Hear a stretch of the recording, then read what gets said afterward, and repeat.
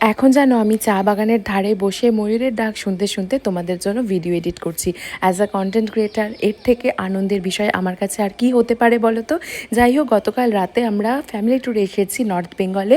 হাওড়া থেকে এনজেপি এসেছি আমরা বন্দে ভারতে চেপে। প্রথমবারের জন্য এক্সপিরিয়েন্স এটা আমাদের কাছে। তো আজ শেয়ার করব বন্দে ভারতে আমরা কী কী খাওয়া দাওয়া করেছি।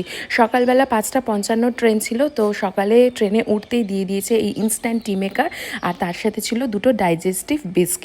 এরপরে সাজিয়ে গুছিয়ে ব্রেকফাস্ট সার্ভ করে দিয়ে গেছে। আমি ননভেজ নিয়েছিলাম ব্রেকফাস্টে। এর মধ্যে ছিল mixed vegetables, omelette, bread, butter, jam, একটা কাপ কেক, আর তার সাথে তো সল্ট পেপার ছিলই।